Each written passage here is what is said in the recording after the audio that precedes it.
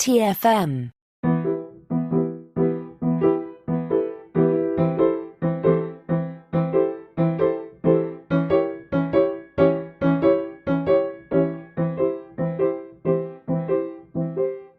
Welcome, stargazers, to another episode of the Artificial Tango, our dedicated Star Trek Picard podcast. I'm Christopher Jones, and with me, as always, is my esteemed co-host, Matthew Rushing. And Matthew, it's been a while since we did this show, waiting for Picard to return. And now that season 3 is approaching, I have to say you've really used the intervening time well.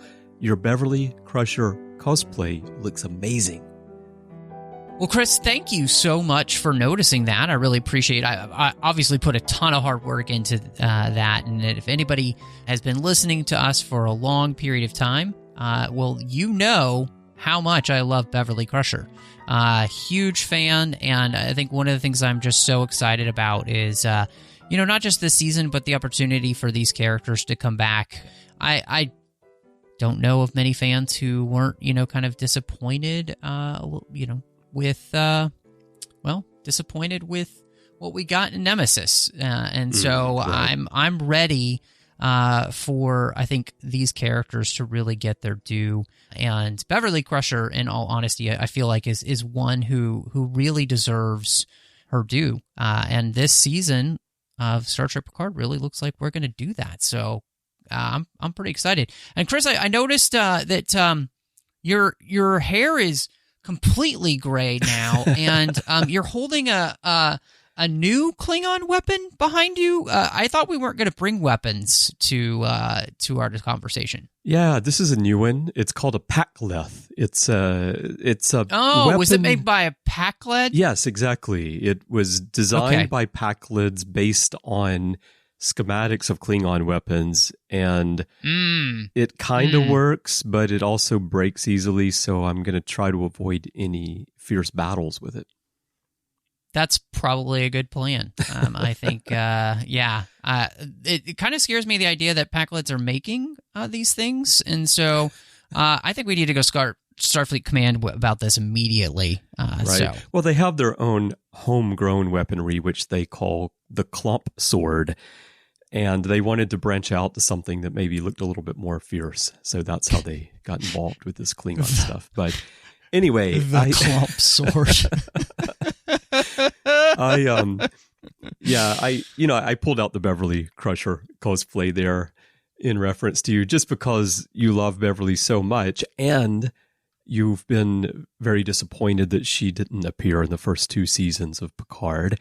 And also, pretty much all the messages that I've gotten from you over the past few days have involved some kind of compliment about Gates McFadden and Beverly Crusher. So it was a natural way to lead into the show.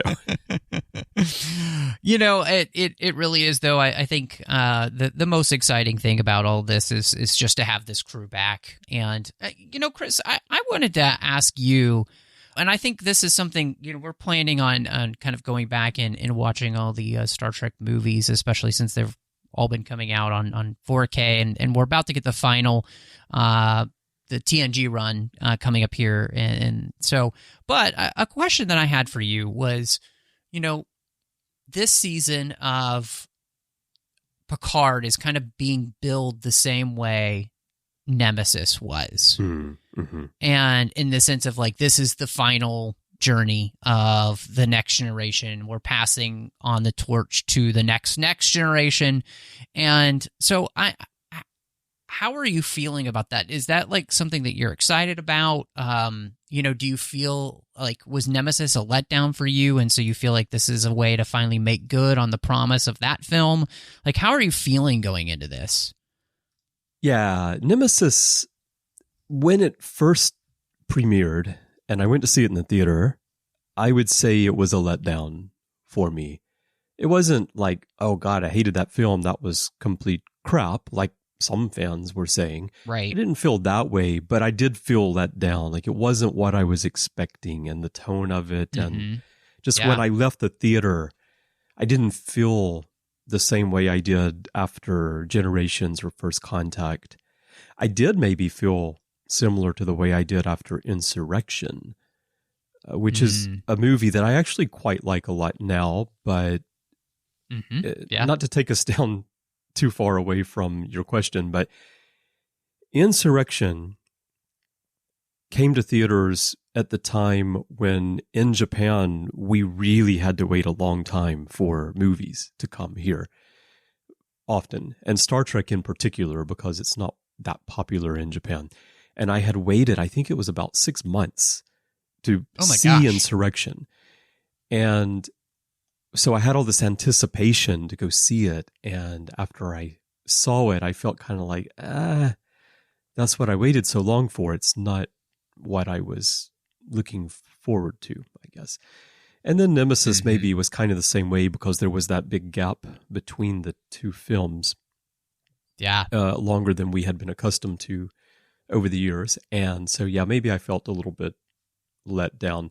I've also come to appreciate Nemesis a lot more over the years, but I would say that it's not the farewell to the crew that I would have hoped for if that were really going to be the final journey. Right.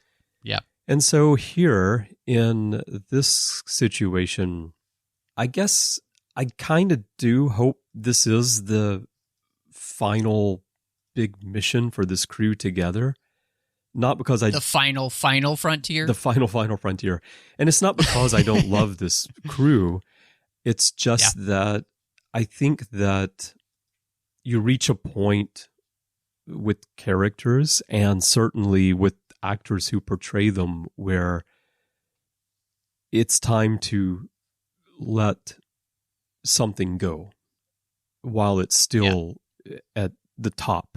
And I think that might be where we are here, because I'll be able to answer that better after we really get into the story and we see what they're going to do with characters. Absolutely. But, because we might get to the end and feel like, oh gosh, I really want this to continue. What's the next chapter in this? But it also might be a story where we get closure, what we feel like is closure for characters. Right. Yeah. And we don't want them to then bring those characters back again just to make yet another TV series or movie or something, just to make more money for the franchise. So we'll have to kind of see where that is. But overall, I think that, I guess my feeling is that this is probably going to be the end of the road for Picard. I think I just kind of have this feeling maybe a character like Worf, from what we're seeing so far, seems like someone who's late in their, maybe not late in their life in terms of age, because Klingons live a long time, but he seems like he's kind of moving on from this. But I can see characters like Geordi maybe going on to do something else in the Star Trek universe, appearing here and there, maybe Troy, and of course the whole thing with Seven and Raffi, of course Raffi being a new character. Right. Yeah. I think there's a lot of stuff they could do with Seven. So I don't think it should be the end of the road for everyone that we're seeing, but in terms of this being the TNG crew back together, yeah, maybe I would like this to be the final chapter of that.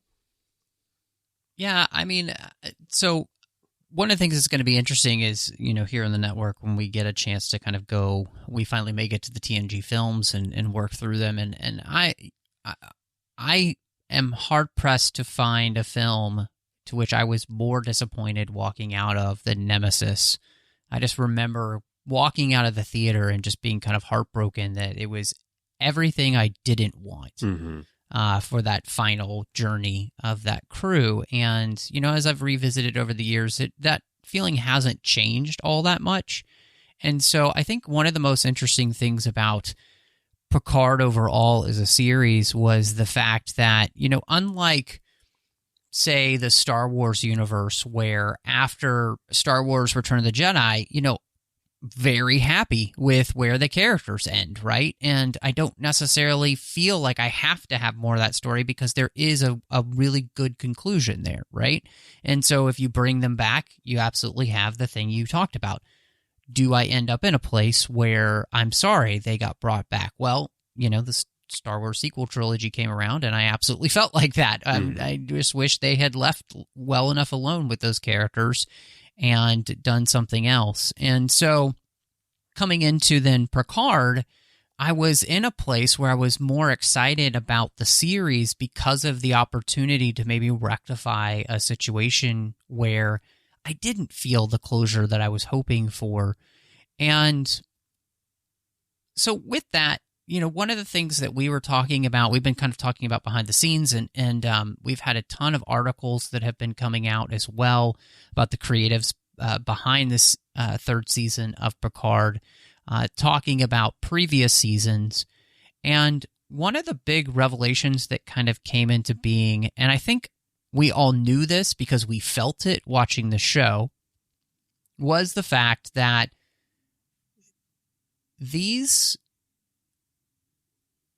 series didn't really work towards creating a cohesive whole when it came to from season 1 to season 2 and now to season 3. Right. Each one has definitely felt like its own thing, and which is very strange because in this world of ultra serialized storytelling, one of the hallmarks of ultra serialized storytelling is the fact that you're building off of things that come before. And so how do you feel about that, especially as we get here to this third season, as you look at the first 2 seasons? Yeah, I think that, well, one article that we're very much basing our discussion today on is in the February issue of SFX magazine, and Terry Matalas, who is writing the third season, who's kind of behind this whole reunion of the TNG cast, talks a lot about the development and then what it was like when he came in on season 2 and got involved in the show. And one of the things that he mentioned is that there wasn't really a plan. He says, when I came aboard on season 2, Alex and Akiva were always thinking about each of these seasons being a different story. And so the fact that that cohesion isn't there is by design. So the question really is, why was that the design? Why did they want to go that way? And to me, it felt a bit like,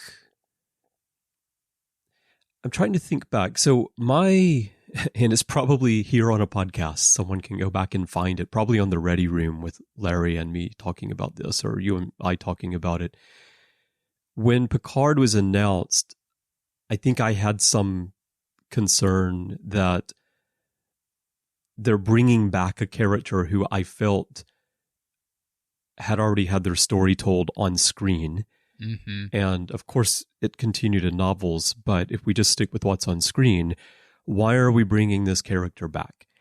And I think Patrick Stewart had that same reaction when it was first suggested to him. And he had to come around on the idea because he didn't want to just come back and do the same thing again, right? You want to do something different. And right.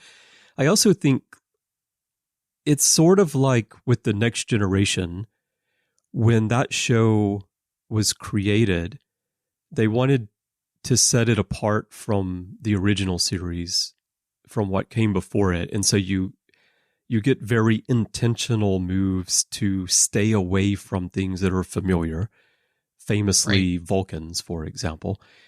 And this is a case, too, where I think that perhaps they wanted to really make the show different. They didn't want it to be a continuation of the Next Generation, bringing back the TNG elements and like rehashing that. So they went for something that did connect us through Picard and Data to the past, but actually gave us a new story and also acknowledged the passage of time since Nemesis. And right. I can understand that. So going into the first season, I thought, okay, this is kind of interesting. They're giving us a different take on Picard. We're seeing where he is in his life now. We're not trying to pretend like this is soon after what we saw before, even though obviously the actors are much older now. So the first season for me overall worked pretty well. I know you didn't like it much, but I thought it worked pretty well until we got to the ending and we got that kind of generic threat at the end, which reminded me a bit of something we might have seen on Discovery along the same time as that was airing. The decision to make, and spoiler alert, if you're listening to this, hopefully you've seen Picard Season 1 and Season 2. The decision to actually kill Picard at the end and turn him into an android, I think was interesting from a storytelling standpoint and what it meant for Picard in terms of his support of Data over all the years. And then the fact that now he himself is synthetic. Mm-hmm. But where do you go with that after that? That was the big question. Okay, we're going into Season 2. Mm-hmm. Picard's an android now. Where are you going to go with that story? And the answer is, we're not. We're just going to do something totally different, and we're going to acknowledge a couple of times that Picard is an android now, but otherwise we're just going to tell a totally different story, and mostly Picard's going to be treated like he's the same Picard that we've known for all of these years. Right.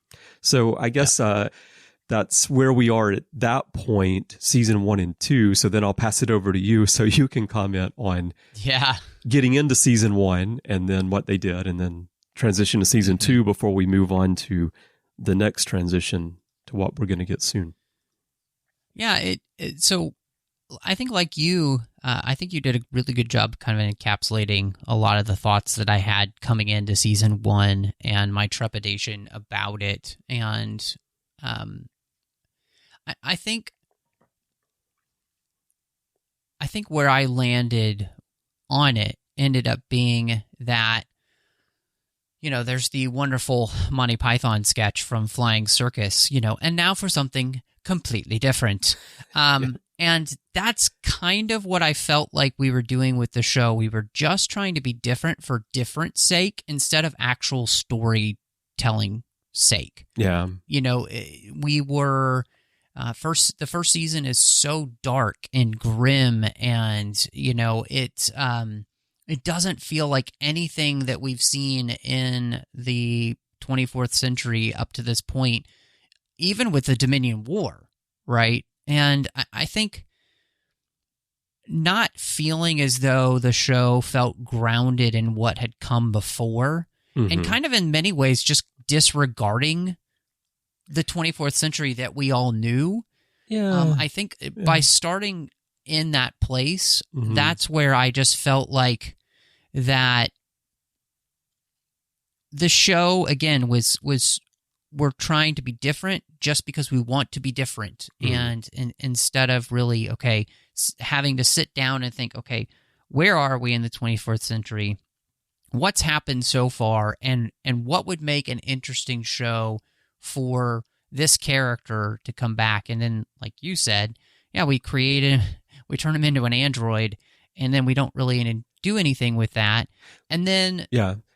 Well, I mean, on that point, like, turning him into an android, this is the thing. If this series had been only one season, and that was the end of the story, I think having him die and become an android after and saying goodbye to Data could work fine for me, because it's the end of a journey for Picard, because he was championing Data's rights so much over the years.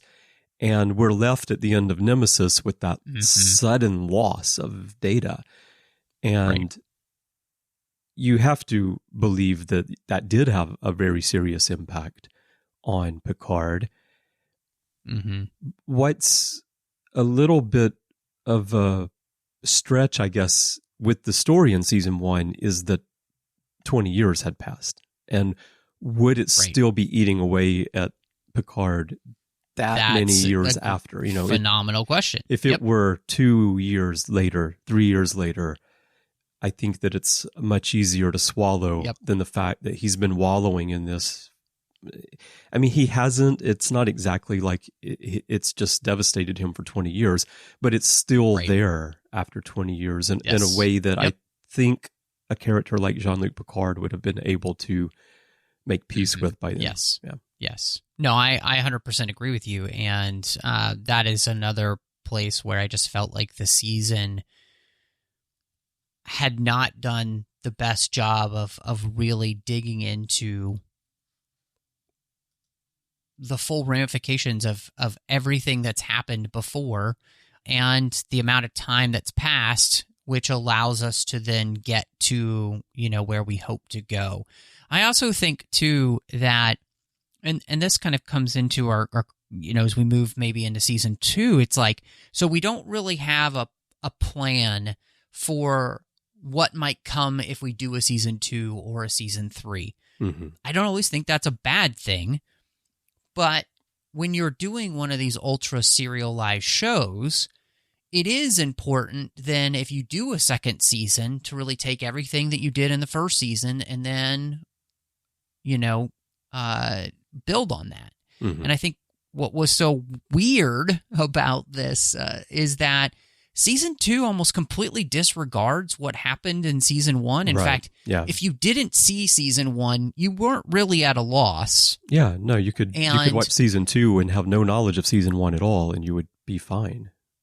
Exactly. Yeah. And that's not a terrible thing, especially if you didn't really like season 1. Mm-hmm.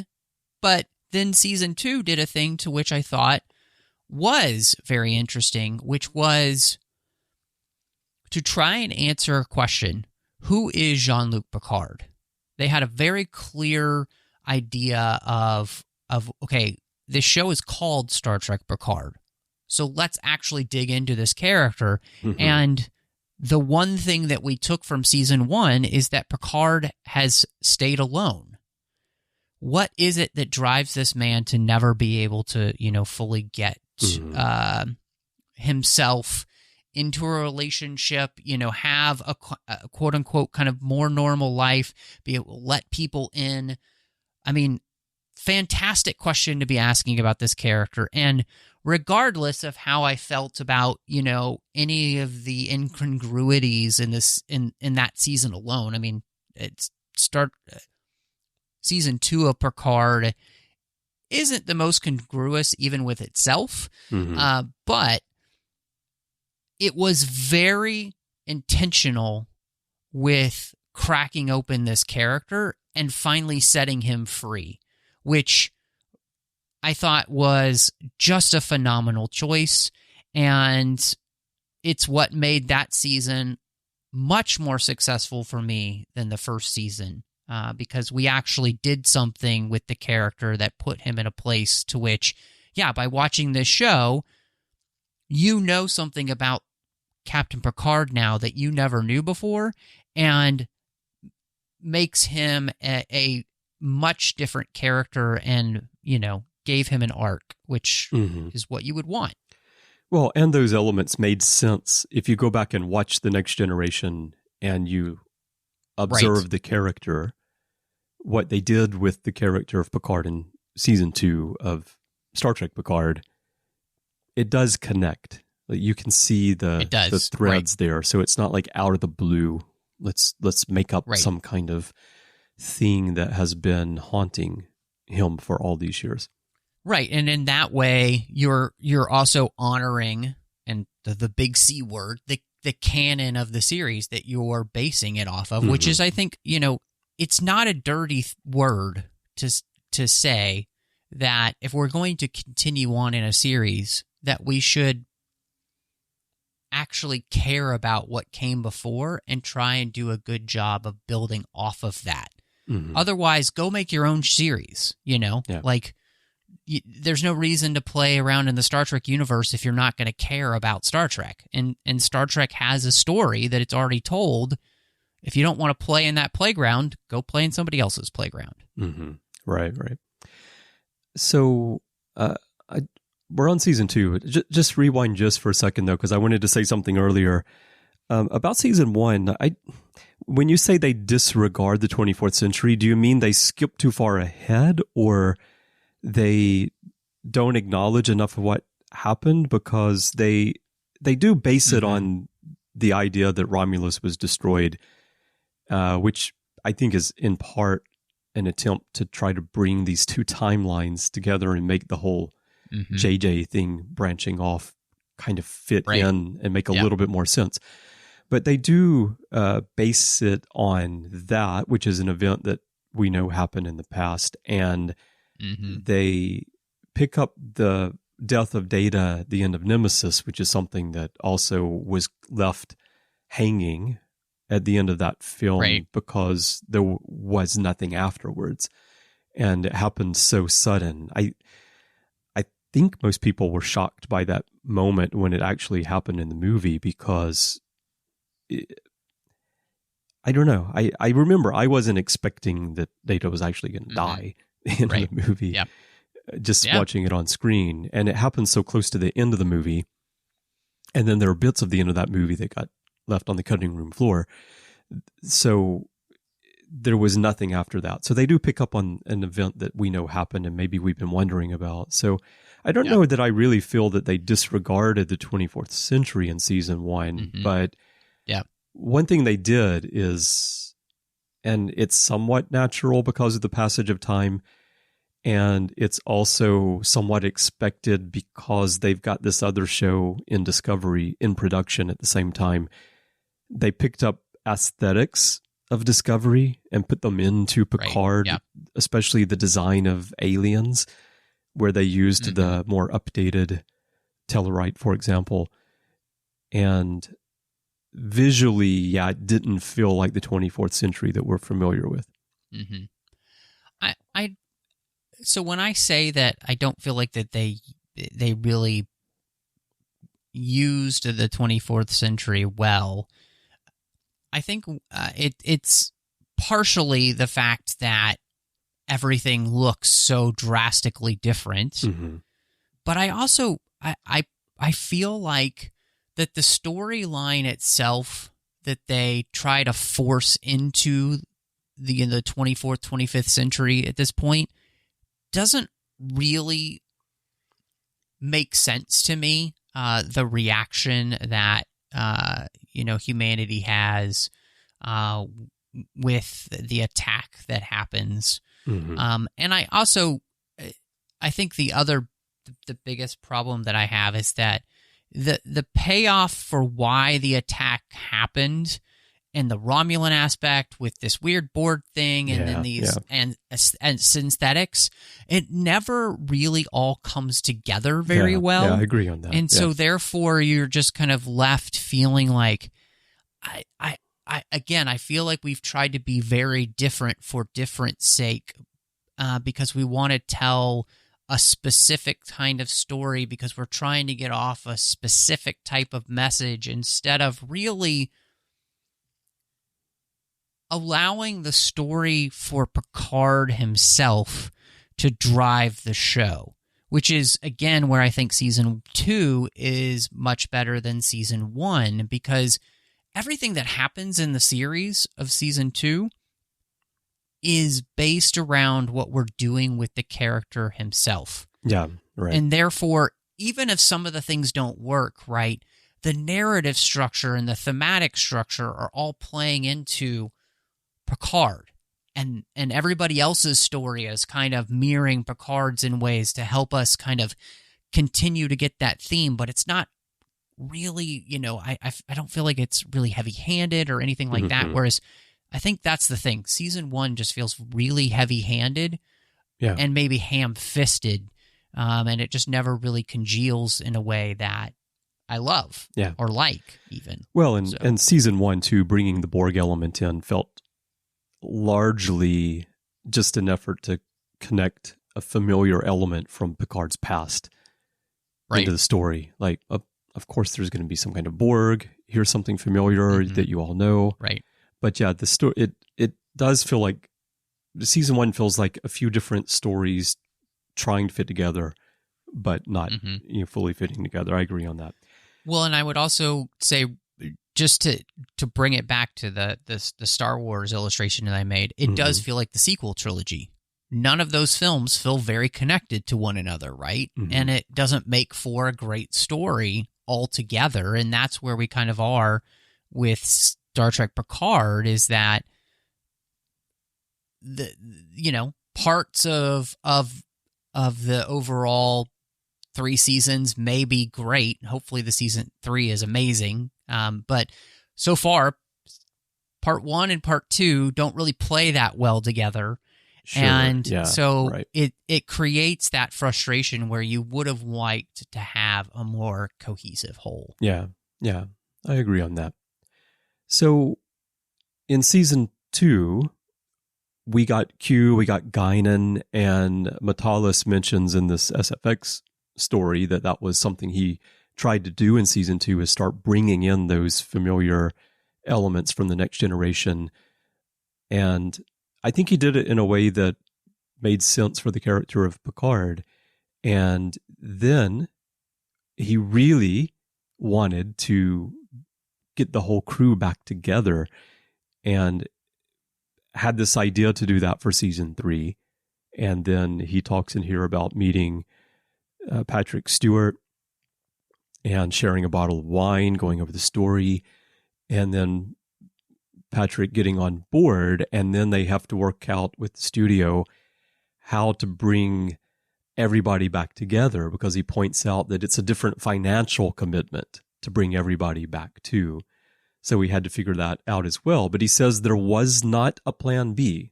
This was it for the 3rd season.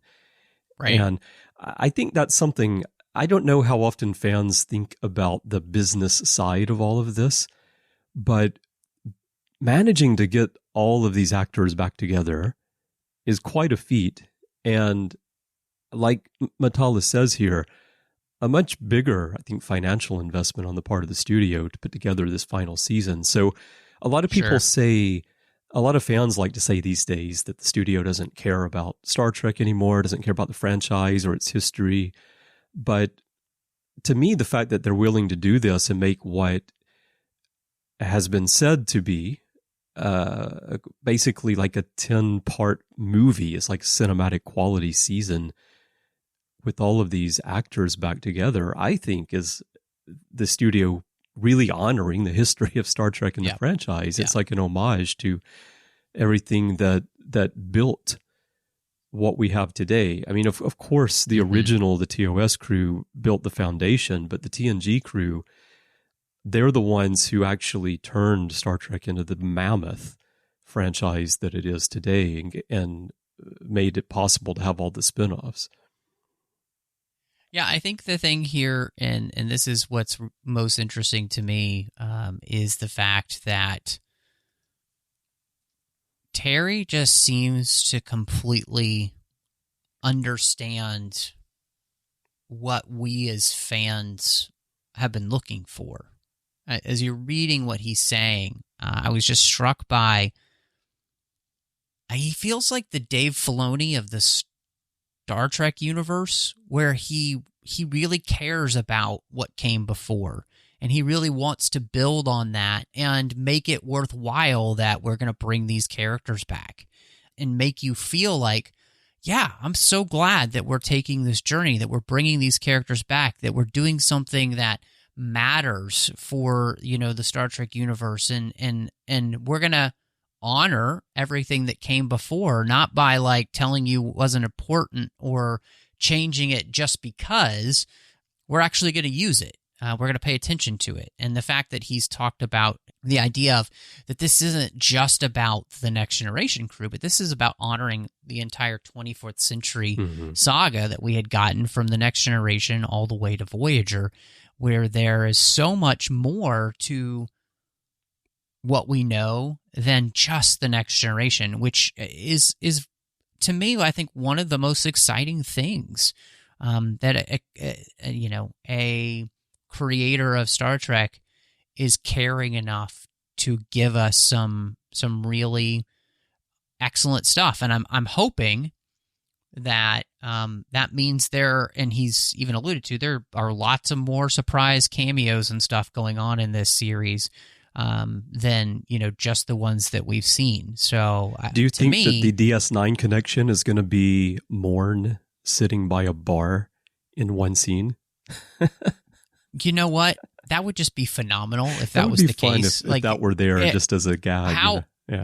How awesome! What a great, what a great gaffe and just joke. But I mean, I think too, when we think about the future of Star Trek, right, and how we could move on from Picard, there are people that are from the Deep Space Nine crew and the Voyager crew that you could connect together to continue to tell stories. The Picard part could be over, but the 24th century itself and those characters still have a lot to offer. And I think, to me, that's something that's a really exciting prospect. Mm-hmm. And again, to me, Terry seems to be the person to do this, because I really feel like he cares about Star Trek in the way that we all as fans absolutely care about Star Trek. Mm-hmm. And I think there's been a part of Star Trek where I've almost felt like we've wanted to apologize for it in some ways and try and make it cooler in some ways, Mm-hmm. just because we think that's what people want. But I think, again, The Mandalorian is huge on Star Wars, and it feels like the original trilogy. You don't need to make it cooler, It already is cool. Mm-hmm. And I think Star Trek is the same way. It already is cool. We don't have to make it cooler. Mm-hmm. Yeah, The Mandalorian feels a lot more like a throwback series to television from the 90s, the 2000s, and that kind of storytelling. And it is striking to me when I watch much older Star Trek, the tone and the style of the storytelling and the sets and the pacing and the filming, it's all, and the writing, it's quite different than what we're typically getting on television these days. And I think Star Trek is often falling into that desire, or maybe it's not even desire. I think some of it is sort of like a subconscious thing. It's just because this is what science fiction is like these days. We're getting that style and aesthetic creeping into a lot of Star Trek as well, which is understandable. But I think that,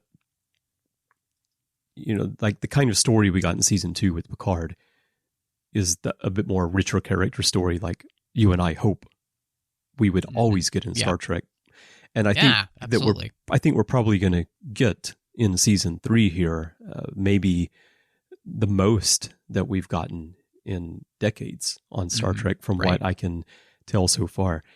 And Matalas, for those who aren't aware, he has a background going back to Voyager and Enterprise, where he worked as a production associate on the last 2 seasons of Voyager, and he was there for all of Enterprise.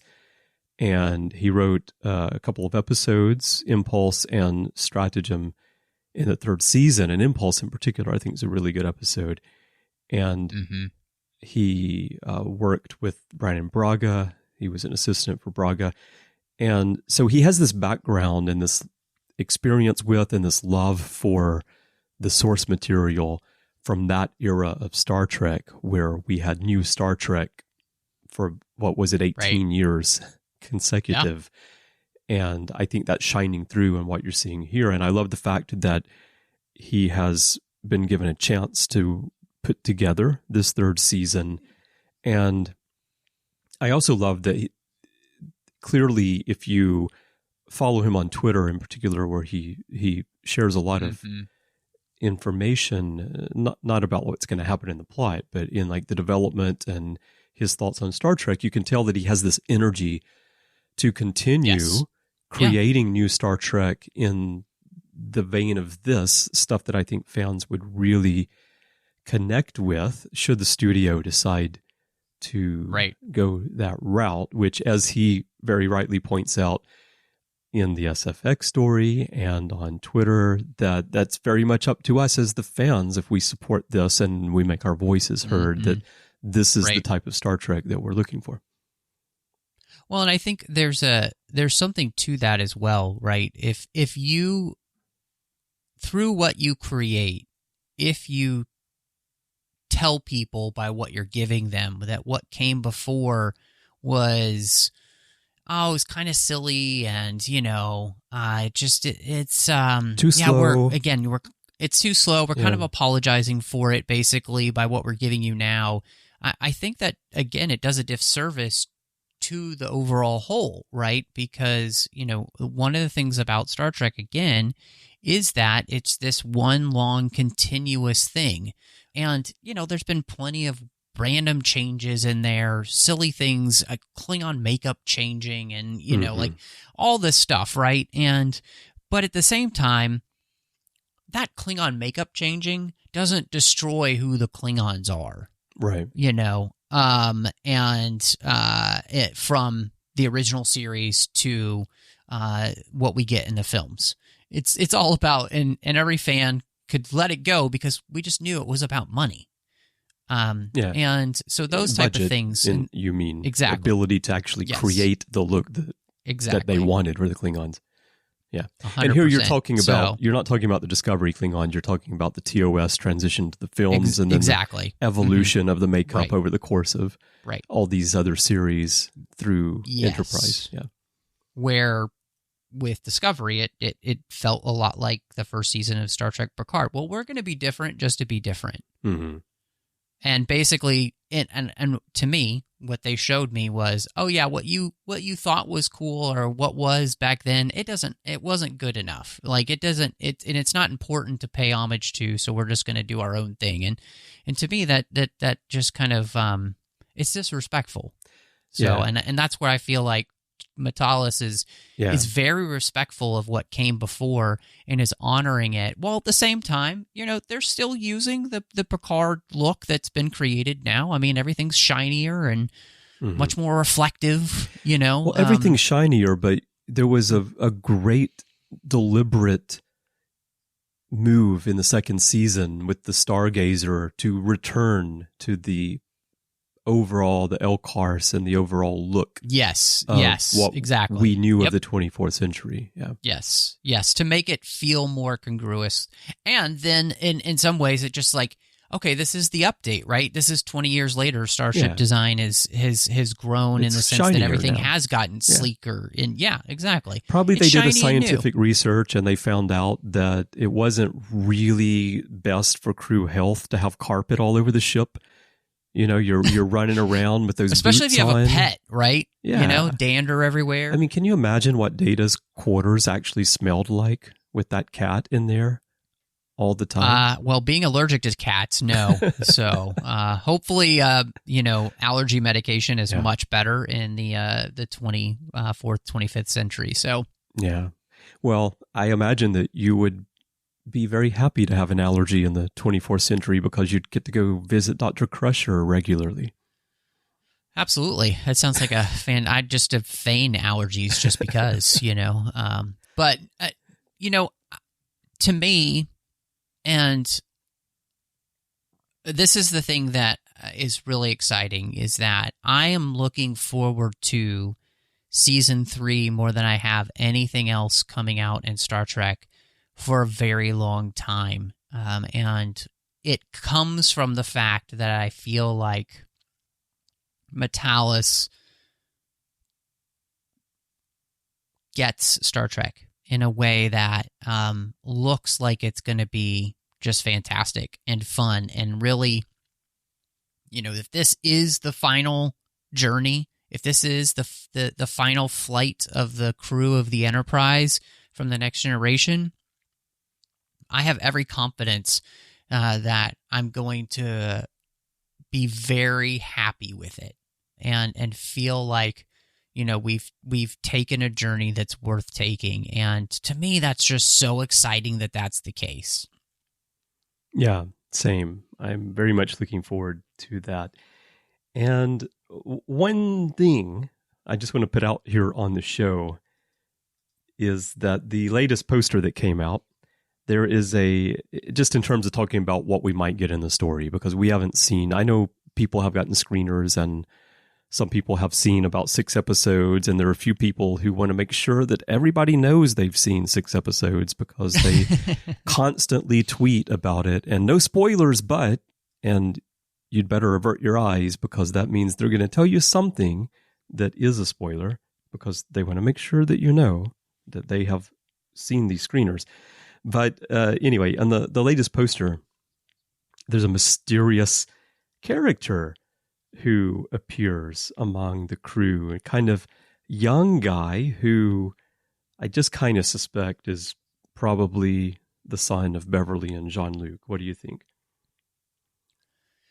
You said that so we were talking about this the other day, and I love that idea. I think that it would make for an incredible story if that's the case. Specifically, it's the whole thing is just going to be interesting because you felt like Laris and Picard were going to be in a relationship because of the end of season 2, and now it kind of feels like that in season 3 we are going to return maybe to the question of Picard and Beverly, and them having a son like this, I think would be fascinating. To quote a Vulcan that I know. Yeah. I think that the idea that did Picard even know? That's what I'm Beverly thinking. Tell him, right? Yeah. So you turn this into like a Kirk thing, where he doesn't really even know he has a son, kind of thing. Even though we know Kirk knew, he wasn't able to be around his son. Yeah, so, in Kirk's case, yeah, exactly. So I love the idea. I think that would be great. I'm a little frustrated the fact that we might just disregard season 2's relationship and move to Beverly and I think that's a given. But I don't know.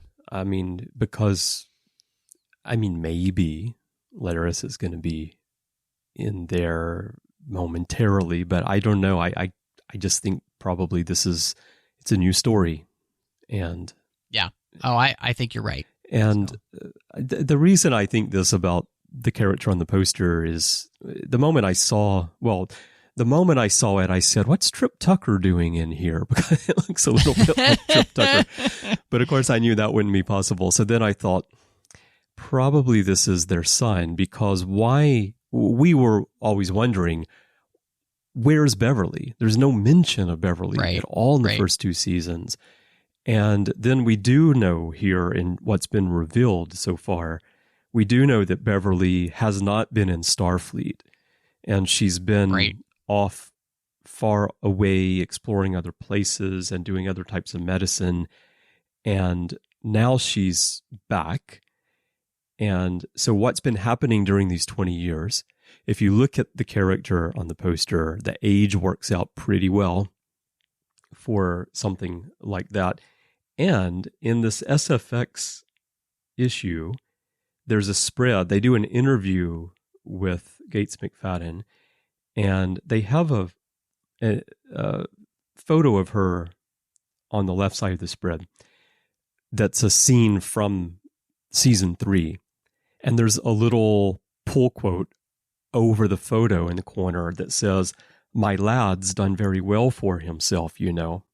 And I don't know if that's a clue or a spoiler, or if that's just something that they dropped in there. But it just, when I read it, it reinforced for me the idea that might be a story element here. So we'll see. Mm-hmm. Maybe I'm totally wrong. Yeah. If it is, I think it's a really good storyline, honestly. I think it's one that would be an interesting journey to take. And in all honesty, if this season, kind of ends up with that relationship finally being able to happen of Beverly and Jean-Luc, I would be very happy, because it is very sad to me that it was obviously something that was always there for the characters, mm-hmm. and they just never did anything with it. And, one of the beauties of Deep Space Nine was them just being like, yeah, these two characters work well together. Let's get them together, see what happens, and really taking that plunge. And so I kind of want some of these characters to end up happy at the end, if this is the last time we see them, right? Matalas has said that, not everybody might make it, so that might be interesting. But I do think it would just be nice. Doesn't Picard deserve to be happy at this point? Yeah. Doesn't Beverly deserve some happiness? Right. Well, yeah, if there was one thing that I want answered in season 3, even before we knew that they're all getting back together and that we were going to have this kind of cinematic story of 10 parts here, it was what happened to Jean-Luc and Beverly. Because what happened to Worf, what happened to Geordi, what happened to Troy and Riker, we already know because we've gotten a bit of that. Worf, Geordi, I don't necessarily need to know. I can just go on with where their characters were left. But that Picard-Beverly thing and why it was missing from the first 2 seasons was something that's been nagging at me and lingering. And so I'm very glad that that's going to be addressed. Yeah. 100%. Yeah. No, Okay. I'm right there with you. All right. Well, let's wrap up because we're about to hit an hour on this. So let's just bring it around to our original question to close out. The fact that we've got a series with 3 seasons that don't have any connection to each other. Ultimately, when it's all said and done, how do you feel? It's okay that we just have these 3 chapters, which are like 3 looks at Picard, and it's not one long story, or are you going to be left wishing that they had a thread running through all 3 seasons? Mm-hmm. Well, the most interesting thing is going to be, are they able to create a season 3 here, which makes the other 2 seasons make more sense? And I don't know if that's going to happen. And, even if it doesn't, if this is a great 3rd season and it really does what we want it to for these characters and creating a nice end for them, that's fantastic. I will say, though, that if that is the case, I do think that they left a lot on the table that could have created something really special with this character, Picard, and all of the other characters in the end that could have amounted to so much more than just 3 variations on a theme. Mm-hmm. And I think it's just a missed opportunity for what could have been. And I think that, Chris, this does go to show just how important showrunners are to shows. And having a vision, right? One of the things that we talk about on the Orb all the time is the fact that these writers had such dedication to the craft and to the story that they were telling that they were able to create something even though they did not have that plan from the very beginning, right? But it flowered into one. Mm-hmm. That's what happens when you have the same showrunners, though, for 7 years. Well, that's key. And I think that's really, when it comes down to it, that's really where the failure comes with Star Trek Picard and its inability to do that, is because you didn't have a consistent vision the entire time for what the show was supposed to be. Right. Well, and even more so than Picard, Discovery has been plagued by that, especially in its conception and through its first couple of seasons. That lack of stability at the top can really show. It really shines through. And, we've seen that. And people like to criticize Rick Berman. I know it's fashionable these days to put him down.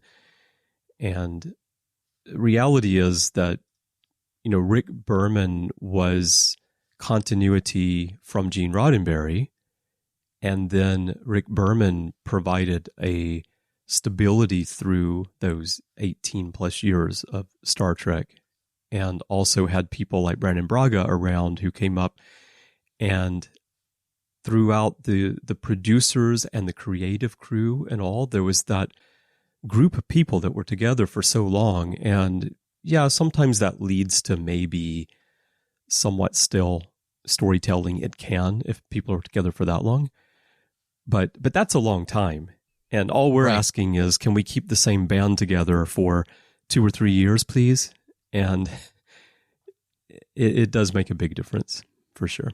Well, and then moving forward too, I mean, if season 3 turns out to be the season that it seems like it is going to be, I think it is absolutely clear that Matalas should be the one to continue on whatever comes next. Absolutely. And in fact, I would say that you should probably put him over as a person over all of Star Trek, because he seems to really understand what Star Trek is intrinsically and the type of storytelling that is important. Again, like a Dave Filoni, where you just get the story and you're able to produce stories that make sense for the universe that you're in. Yeah. Or at least put him up along with Kurtzman as like executive producers of the entire franchise to really oversee that thing. Having two people work together, I think, can be really good than having just a single person. I agree.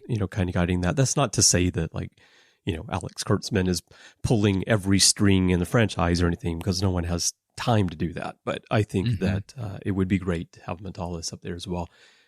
Yeah. Guiding things. That would be wonderful.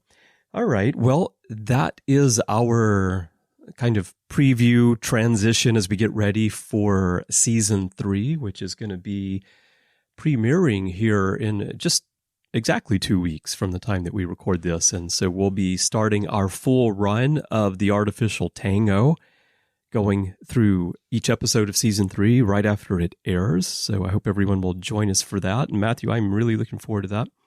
I am as well, Chris. I feel like I've been on the edge of my seat for a few weeks now, and articles like we read in SFX have only hyped me even more.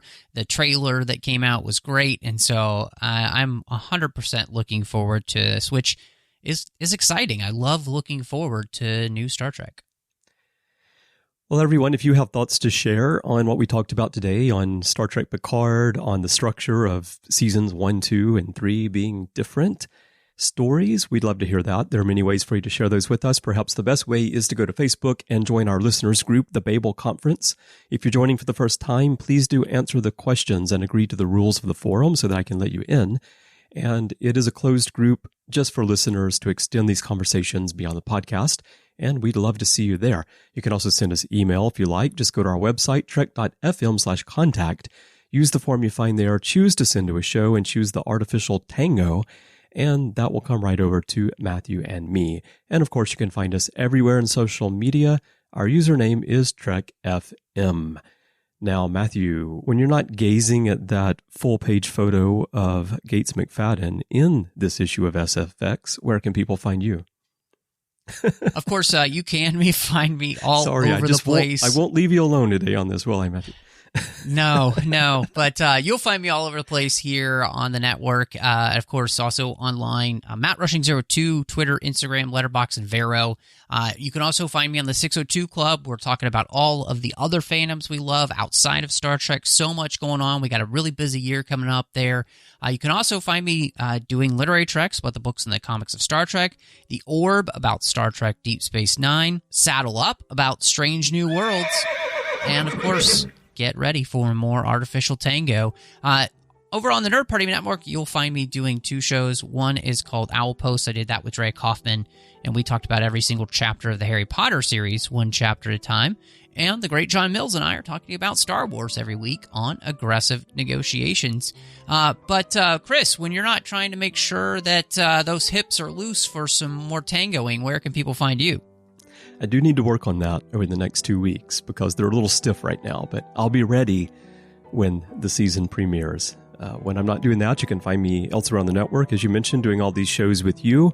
Larry Nemeczek and I do the Ready Room from time to time, and you can find me in many episodes in the back catalog on many different shows. And if you'd like to chat, you can find me on social media. My username everywhere is C. Bryan Jones, letter C, and Bryan with a Y. Twitter's where I'm most active, but I'd love to chat with you wherever you are and talk about Star Trek, Picard, whatever. And I hope to touch bases with you there. Now, if you'd like to help us keep this show and everything we're doing on the network going, we could definitely use your help to find out how to support the network. And maybe you want to become an associate producer of the Artificial Tango for Season 3. You can do that if you go to patreon.com/trekfm. That's patreon.com/trekfm. We really appreciate everyone who's supporting us now. We wouldn't be here without you, so thank you so very, very much. All right, Matthew. Well, I will see you here in a couple of weeks as we start the final journey of the next generation. Well, Chris, I can't wait, so make it so.